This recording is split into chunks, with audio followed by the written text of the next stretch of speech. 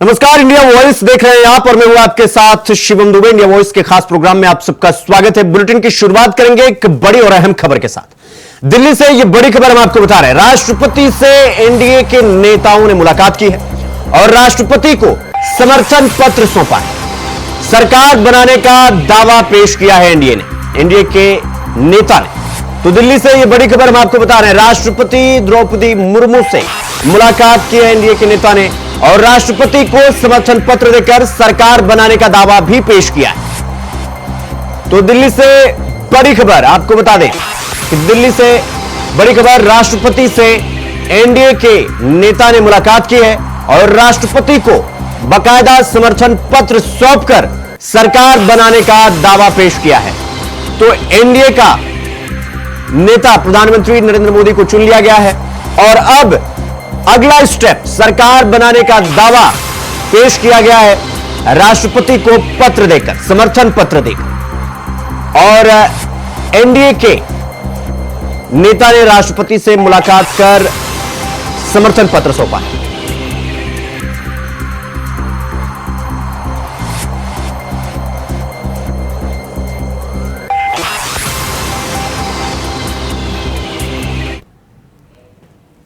इसी बीच प्रधानमंत्री नरेंद्र मोदी ने क्या कुछ कहा है आपको सुनवाते हैं। मेरी खुशी की बात है कि इतने बड़े समूह को आज मुझे यहां स्वागत करने का अवसर मिला है।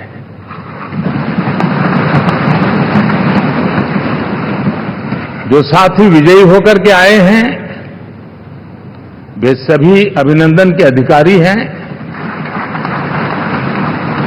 लेकिन जिन लाखों कार्यकर्ताओं ने दिन रात परिश्रम किया है, न उन्होंने दिन देखा न रात देखी, और इतनी भयंकर गर्मी में हर दल के कार्यकर्ता ने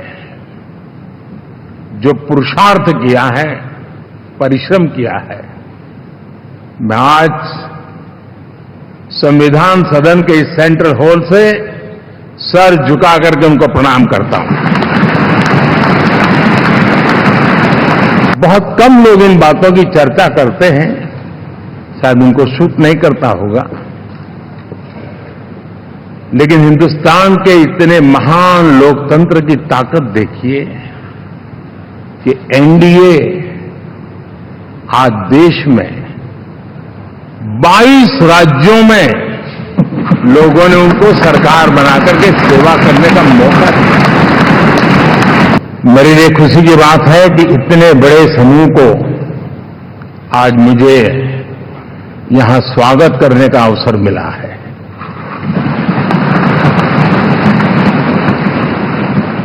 जो साथी विजयी होकर के आए हैं वे सभी अभिनंदन के अधिकारी हैं, लेकिन जिन लाखों कार्यकर्ताओं ने दिन रात परिश्रम किया है, न उन्होंने दिन देखा न रात देखी, और इतनी भयंकर गर्मी में हर दल के कार्यकर्ता ने जो पुरुषार्थ किया है, परिश्रम किया है, मैं आज संविधान सदन के इस सेंट्रल हॉल से सर झुका करके उनको प्रणाम करता हूं।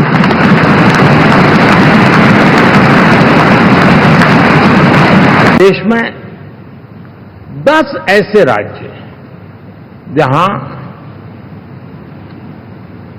हमारे आदिवासी बंधुओं की संख्या प्रभावी रूप से है, निर्णायक रूप से है, जहां इस आबादी आदिवासियों की ज्यादा है, ऐसे 10 राज्यों में से 7 राज्यों में एनडीए सेवा कर रहा है।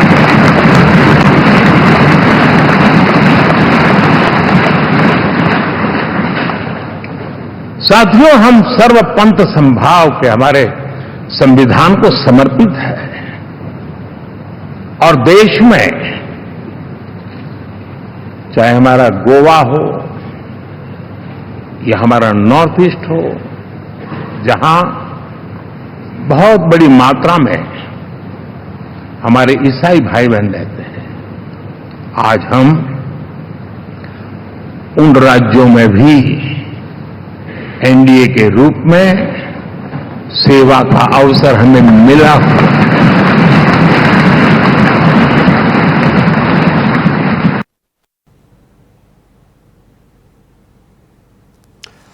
तो हमारे साथ हमारे सहयोगी आदित्य न्यूज रूम से जुड़ गए हैं और हमारे सहयोगी अजय चौहान भी दिल्ली से हमारे साथ जुड़ गए हैं और कमल किशोर भी हमारे साथ दिल्ली से जुड़ गए हैं। सबसे पहले अजय जी, मैं आपके पास आना चाहूंगा। जिस तरीके से आज 18वीं लोकसभा में प्रधानमंत्री नरेंद्र मोदी की अगुवाई वाली एनडीए में संसदीय दल का उनको नेता चुन लिया गया और अब आगे प्रधानमंत्री 9 तारीख को यह बताया जा रहा है कि शपथ लेंगे। अब इसके बाद राष्ट्रपति को भी बाकायदा समर्थन पत्र सौंप दिया गया है। इसके आगे क्या होगा, इसके आगे क्या कुछ होने जा रहा है?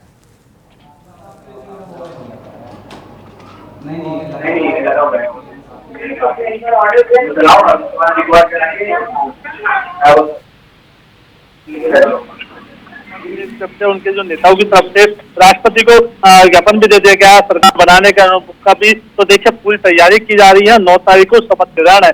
तो देखिए लगातार कहना है बीजेपी की तरफ से जो बात थी वो सामने आ रही थी, उनके जो नेता थे सभी को ये थी कि हमारे प्रधानमंत्री नरेंद्र मोदी ही इस बार बने। तो देखिए जो था वो सामने आ गया, लेकिन लगातार जिससे सब जो तीसरी बार सरकार बनाई जा रही है, एक और सामने आ रही है कि लगातार जो कामों को लेकर के चाहे राजनाथ सिंह ने कहा हो, चाहे नितिन गडकरी ने कहा हो, चाहे अमित शाह जी ने कहा हो, जब देखिए लगातार प्रधानमंत्री भी यही कहते रहे कि जो काम अधूरे थे वो पूरे इस वर्ष में हो जाएंगे। यानी 5 साल की जो योजना लगातार उसमें किए जाएंगे। जो लोगों ने मुझे भरपूर आशीर्वाद दिया उन्होंने आशीर्वाद दिया क्योंकि मैंने काम किया। तो ऐसे में कहीं ना कहीं अब सरकार बनाने की कहा है तो 9 तारीख को जब शपथ ग्रहण होगा तभी उसके बाद मंत्रिमंडल भी तैयार किया जाएगा। उसके अंदर जिन पार्टियों जो सामने आया क्योंकि नीतीश कुमार भी मंत्रिमंडल में शामिल हो रहे हैं, वही चंद्रबाबू नायडू भी। तो लगातार देखिए कहीं ना कहीं यही सवाल है कि आखिरकार जिस तरह से लेकिन विपक्ष सवाल खड़ा कर रहा है कि आखिरकार जिस तरह से वो चाहते थे कि सरकार ना बने, पूर्ण लेकिन नहीं हो पाया।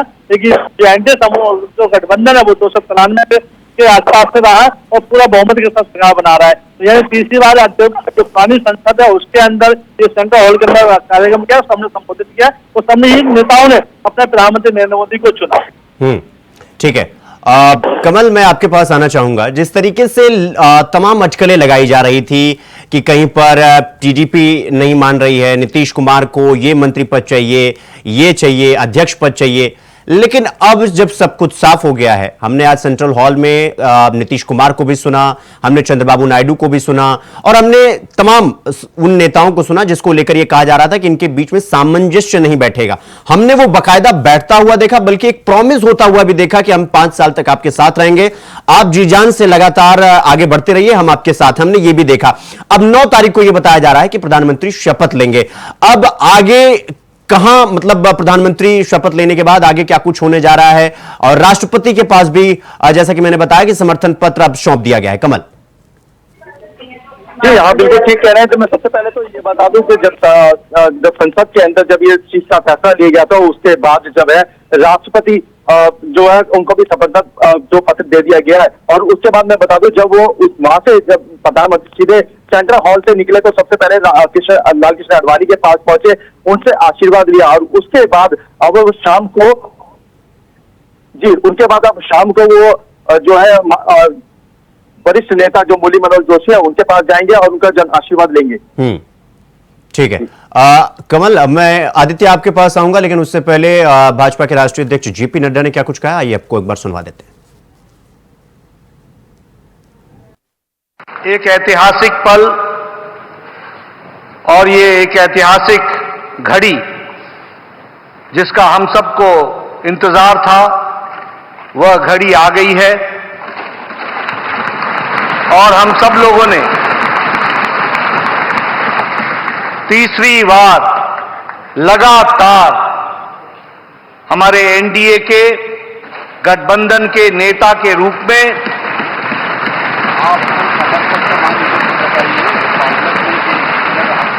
अपने आदरणीय प्रधानमंत्री और नेता का चयन हम सब करने वाले हैं।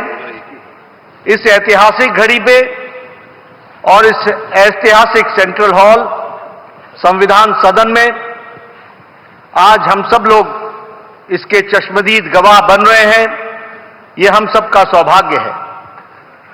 मैं आप सब लोगों की तरफ से और हमारे इलेक्ट्रॉनिक मीडिया के माध्यम से करोड़ों लोग जो इस समय संसदीय दल की गतिविधि को देख रहे हैं, उन सब की ओर से आदरणीय प्रधानमंत्री जी का हार्दिक अभिनंदन करता हूं और स्वागत करता हूं। हम सब लोग आदरणीय प्रधानमंत्री जी को अपने दिल की गहराइयों से हार्दिक बधाई देते हैं, जिनके अथक प्रयास, अथक मेहनत हर पल, हर घड़ी, हर दिन, हर वर्ष, हर पल पल देश की सेवा के लिए उन्होंने समर्पित किया।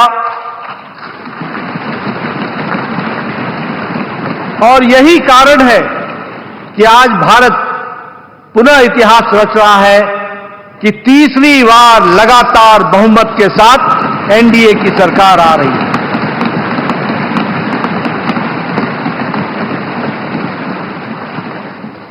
मैं इस घड़ी में इस बात का भी उल्लेख करना चाहता हूं कि जहां हमने लोकसभा में एनडीए ने बहुमत हासिल की और तीसरी बार लगातार, वहीं हमने उड़ीसा में भी अपनी विचारधारा की सरकार बनाई और वहां भी हमें सफलता मिली।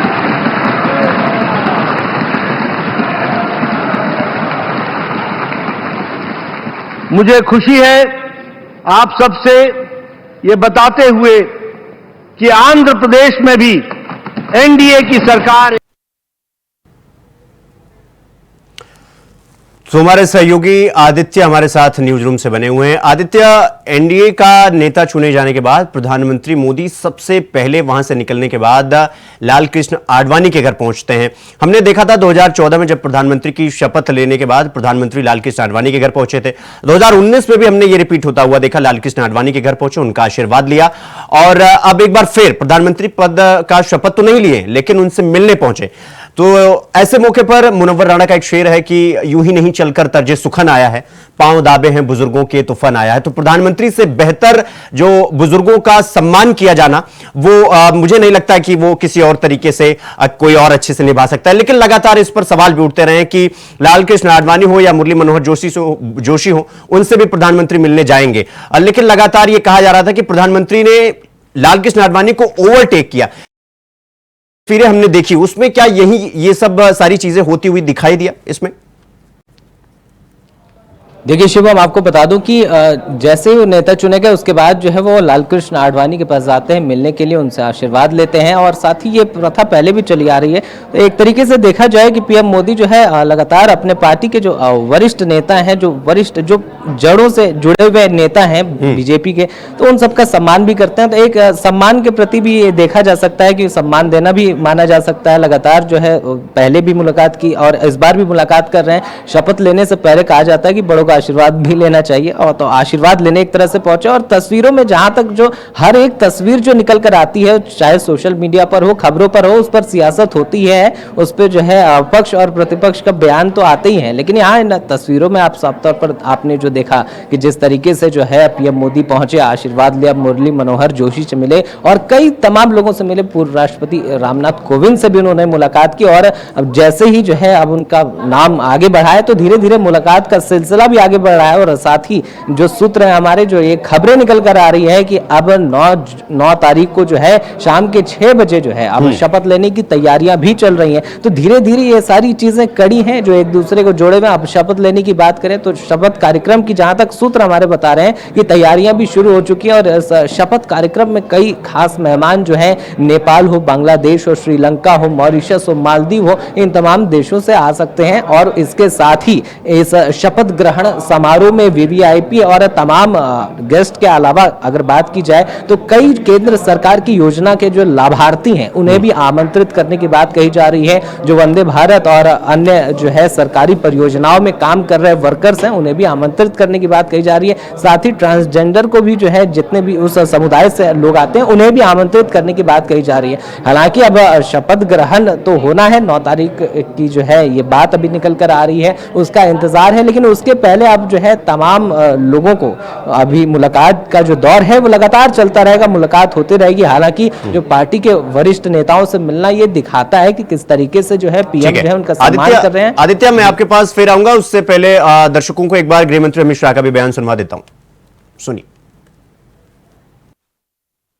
पुनः लोकसभा में जीत कराने के लिए बहुत मन से बधाई। अभी अभी देश के रक्षा मंत्री जी ने लोकसभा सदन के नेता, भारतीय जनता पार्टी संसदीय दल के नेता और एनडीए संसदीय दल के नेता के रूप में श्रीमान नरेंद्र मोदी जी के नाम का प्रस्ताव रखा है।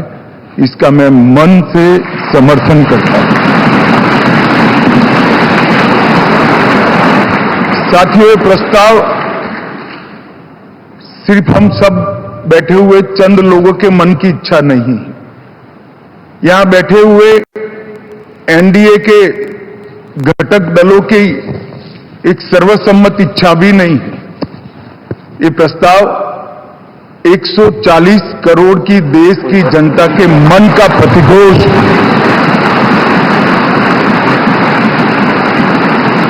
कश्मीर से कन्याकुमारी और कामाख्या से द्वारका तक इतने विस्तृत भूभाग के अंदर देश के हर कोने से, हर तहसील से, हर कॉन्स्टिट्यूएंसी से एक आवाज सामान्य रूप से उभर कर आई है कि इस देश का नेतृत्व अगले 5 साल के लिए श्री नरेंद्र मोदी करें। इस सब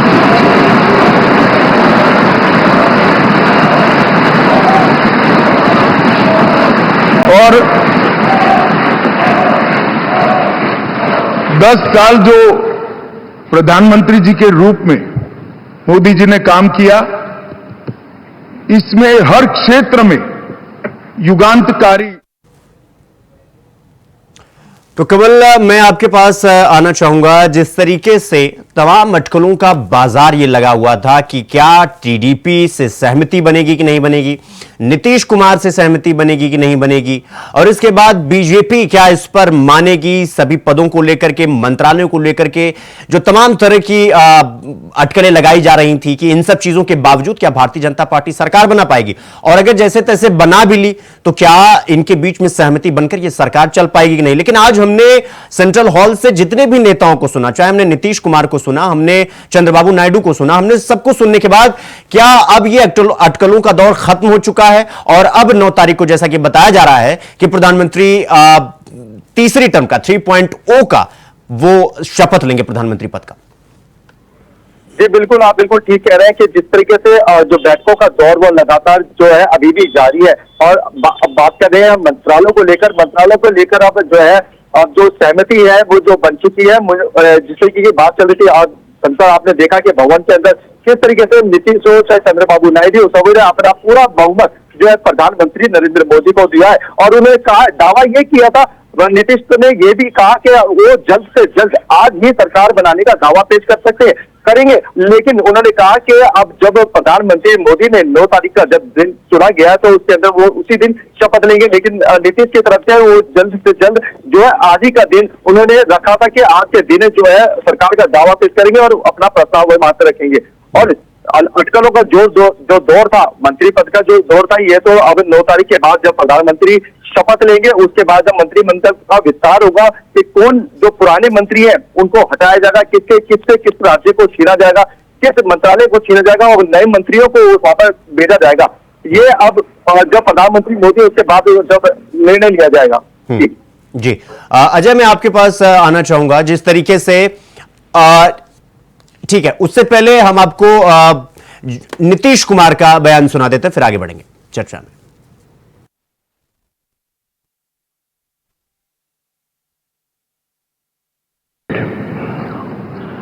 भारतीय जनता पार्टी संसदीय दल के नेता आदरणीय श्री नरेंद्र मोदी जी को भारत के प्रधानमंत्री पद के लिए समर्थन देती है। और ये बहुत ही खुशी की बात है। 10 साल से ये प्रधानमंत्री हैं और फिर प्रधानमंत्री होने जा रहे हैं और इन्होंने पूरे देश की सेवा की। अब पूरा भरोसा है कि जो कुछ भी बचा है अगली बार ये सब पूरा कर देंगे और जो भी हर राज्य का है, और हम लोग पूरे तौर पर सब दिन इनके साथ रहेंगे और पूरे तौर पर जो कुछ भी है आज जिस तरह से भी ये करेंगे बहुत अच्छा है। और आप जान लीजिए कि कुछ लोग, हम लोगों को तो अब लगता है कि अगली बार जो आप आइएगा ना, तो इस बार हम देखें कि कुछ इधर उधर कुछ जीत गया है, अगली बार सब हारेगा, हमको पूरा भरोसा। ये सब बिना मतलब का बात बोल बोल करके क्या किया है, ये सब कोई काम। तो हमारे साथ हमारे सहयोगी अजय लगातार बने हुए हैं। अजय, जिस तरीके से हमने नीतीश कुमार को सुना और हमने गृह मंत्री अमित शाह को सुना, जेपी नड्डा को सुना, प्रधानमंत्री को सुना, इसका मतलब अब यह है कि अब रास्ता साफ हो चुका है। एनडीए दल का नेता भी प्रधानमंत्री को चुन लिया गया है और एक बार फिर से वो प्रधानमंत्री पद की शपथ लेंगे। तो इसका मतलब रास्ता साफ और जो अटकलें थी, जो समस्याएं थी, वो सब खत्म और एक बार फिर से सरकार ट्रैक पे लौट चुकी है। बिल्कुल, देखिए शिवम, अगर बात करें जो लोग सामने आ रहे थे, लोग जो बयानबाजी आ रही थी, जैसे चल रहा था कि वो मंत्रालय मांग रहे हैं, वो चीज मांग रहे हैं, 5 मंत्रालय मांग रहे हैं, 3 मंत्रालय मांग रहे हैं, तो वो जो अटकलें थी वो खत्म हो चुकी है। क्योंकि लगातार परसों से ही 2 दिन लगातार बैठक का दौर चला था और इस चीज को रखा भी गया था। लेकिन जिस तरह से अमित शाह जी ने, राजनाथ सिंह ने इनके साथ बैठकर बैठक भी की थी, खुद प्रधानमंत्री नरेंद्र मोदी ने अपने आवास पर इनसे बैठक की थी और चर्चाएं की थी। समस्या थी वो सामने आई, जो समस्या वो पूछी गई है। तो देखिए, कहीं ना कहीं अगर ऐसा कुछ गड़बड़ होता या देखता, तो कहीं ना कहीं आज जिस तरह से संसदीय दल की बैठक के अंदर सभी ने एक सहमति के साथ उनको अपना नेता चुना है, तो शायद नहीं सकता था। और विपक्ष भी यही चाहता था कि हो सकता है कि कहीं ना कहीं अभी गुंजाइश है कि ये लोग समाजवादी पार्टी में आएंगे। लेकिन जिस तरह से भाषण दिया, जिस तरह से उनको सहयोग किया, जिस तरह से प्रधानमंत्री नरेंद्र मोदी को लगातार उनका सहयोग बनाया, उनको आशीर्वाद दिया कि हमारे तीसरी बार प्रधानमंत्री खुद नरेंद्र मोदी बने और हमें कोई आशंका नहीं है, जो काम अधूरे थे वो पूरे होंगे। यानी कि संकेत पूरा है कि जिस तरह विकास। अजय, आपका बहुत बहुत धन्यवाद। आदित्य, आपका भी, कमल, आपका भी बहुत बहुत धन्यवाद हमसे जुड़ने के लिए और जानकारी हमारे साथ साझा करने के लिए। तो 4वीं लोकसभा में प्रधानमंत्री नरेंद्र मोदी की अगुवाई वाली एनडीए में उनको एक बार फिर से नेता चुन लिया गया है और अब बताया जा रहा है कि 9 तारीख को प्रधानमंत्री पद की शपथ लेंगे नरेंद्र मोदी। फिलहाल अभी के लिए मुझे दीजिए इजाजत। देखते रहिए इंडिया वॉइस। नमस्कार।